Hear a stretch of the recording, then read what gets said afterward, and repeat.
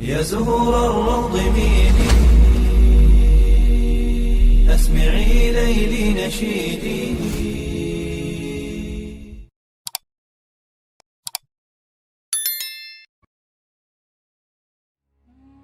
Assalamualaikum warahmatullahi wabarakatuh. Syukur alhamdulillah, dalam kesempatan yang mulia ini kita masih diberikan banyak kenikmatan sehingga kita dapat berjumpa kembali di channel ini. Marilah kita senantiasa bersolawat serta salam kepada junjungan kita semua, yaitu baginda Nabi Muhammad sallallahu alaihi wasallam. Allahumma sholli ala sayyidina Muhammad wa ala ali sayyidina Muhammad. Doa dan harapan saya, semoga sahabatku semuanya selalu diberikan kesehatan, diampuni dosa-dosanya, dikabulkan segala doa dan hajatnya, serta dilapangkan rezekinya oleh Allah Subhanahu wa Ta'ala. Amin ya Rabbal Alamin. Sahabatku yang dirahmati oleh Allah Subhanahu wa Ta'ala, kematian bukan menjadi akhir dari segalanya. Sejatinya kematian adalah awal dari mulainya episode di dalam kehidupan, bukanlah menjadi kemusnahan, melainkan suatu pembaharuan serta perpindahan awal hidup sebenarnya. Kehidupan setelah mati menurut Islam merupakan sesuatu yang pasti untuk setiap makhluk yang bernyawa. Seperti itulah firman Allah Subhanahu wa Ta'ala. Kehidupan yang dijalani di dunia ini hanyalah sebuah permainan dan tempat singgah untuk sementara saja. Dalam agama Islam, kita mempercayai bahwa adanya kehidupan setelah mati, yaitu kehidupan yang selama-lamanya abadi dan kekal.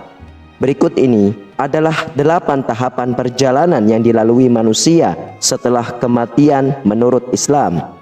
Namun alangkah baiknya para sahabatku untuk menyimak terus video ini sampai selesai, agar sahabatku bisa mendapatkan informasi yang lengkap supaya tidak gagal faham dan menjadi penambahnya ilmu serta pengetahuan. Yang pertama adalah alam barzah atau alam kubur. Kehidupan setelah mati menurut Islam yang pertama adalah alam kubur. Alam kubur merupakan tempat persinggahan pertama setelah mati. Di dalam alam kubur inilah manusia sudah bisa mengetahui di mana akan tinggal di akhirat kelak, apakah di surga atau di neraka. Setelah manusia memasuki alam kubur, ia akan ditanyakan oleh 2 malaikat yang bernama Munkar dan Nangkir.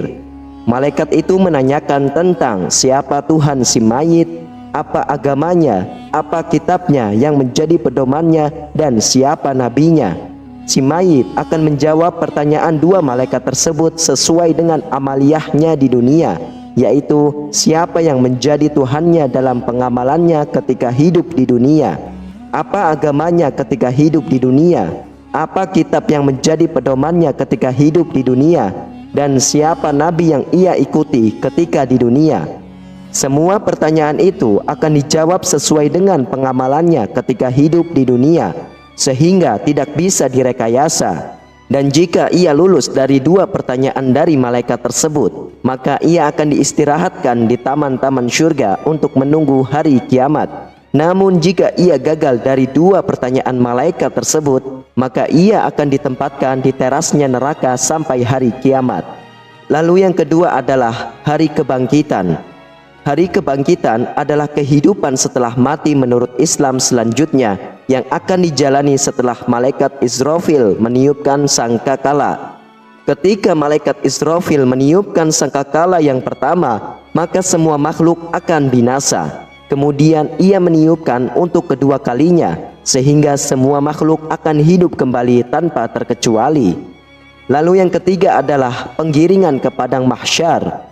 Setelah semua makhluk dibangkitkan tanpa terkecuali, termasuk dari golongan jin, manusia, dan hewan, padang mahsyar adalah tempat datar yang sangat luas. Di tempat inilah semua makhluk dari bumi dan langit lapisan ke-7 dikumpulkan untuk diadili. Semuanya berkumpul dalam keadaan berdesak-desakan. Setiap manusia pada hari itu akan diadili dengan diiringi oleh 2 malaikat, yang satu sebagai penggiringan dan yang satunya lagi sebagai saksi atas semua perbuatannya selama di dunia. Lalu yang keempat adalah Yaumul Mizan. atau hari penimbangan amal baik dan amal buruk. Setelah semua makhluk terkumpul dalam padang mahsyar, tibalah saatnya untuk memperlihatkan buku catatan amal dari jin dan manusia. Amal mereka akan ditimbang dan dihitung, mana yang lebih banyak, amal baik ataukah amal buruk. Lalu yang kelima adalah yaumul hisab. Setelah menerima buku catatan, para jin dan manusia akan menjalani penghitungan amalnya.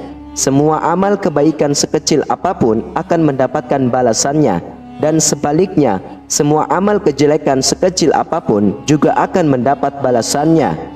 Allah Subhanahu wa Ta'ala berfirman, sesungguhnya kepada Kamilah kembali mereka, kemudian sesungguhnya kewajiban Kamilah menghisap mereka. Quran Surah Al-Ghasiyah ayat 25 sampai 26. Rasulullah Shallallahu Alaihi Wasallam sering berdoa di dalam sholat dan mengucapkan, Allahumma hasibni hisaban yasira. Ya Allah, hisaplah diriku dengan hisap yang mudah. Kemudian Aisyah radhiyallahu anha bertanya tentang apa itu hisap yang mudah. Rasulullah Shallallahu Alaihi Wasallam menjawab, Allah memperlihatkan kitab hambanya, kemudian Allah memaafkan begitu saja. Barang siapa yang dipersulit hisapnya, niscaya ia akan binasa. Hadis riwayah Imam Ahmad, Imam Al-Hakim, dan Imam Ibnu Abi Asim.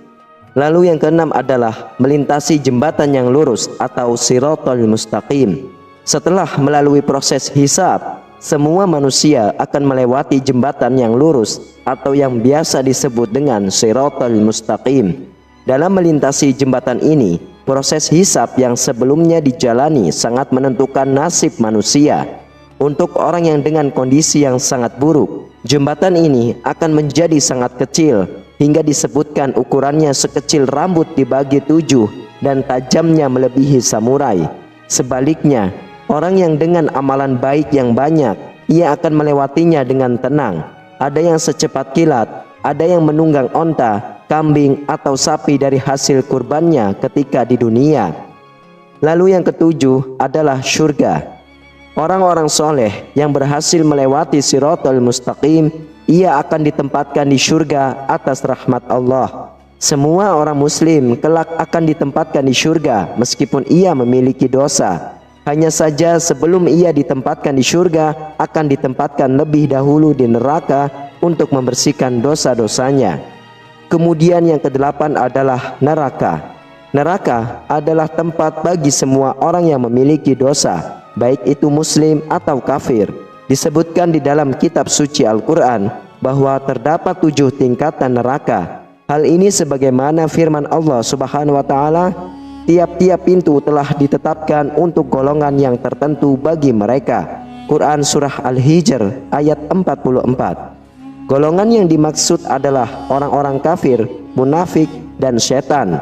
Jarak antara satu pintu dengan pintu yang lainnya adalah 500 tahun dan 700 tahun perjalanan. Dan di setiap pintu ada azab berlipat ganda. Sahabatku yang dirahmati oleh Allah, itulah 8 tahapan perjalanan yang dilalui manusia setelah kematian menurut Islam. Semoga setelah menonton video ini menjadi penambahnya ketakwaan kita kepada Allah dan lebih mempersiapkan bekal amal soleh untuk menuju kehidupan yang abadi, yaitu kehidupan akhirat. Semoga kita semua adalah penghuni surganya Allah Subhanahu wa Ta'ala. Amin, amin ya rabbal alamin. Hanya ini yang dapat saya sampaikan dan bagikan. Semoga bermanfaat untuk kita semua. Wallahu a'lam bishawab. Wassalamualaikum warahmatullahi wabarakatuh.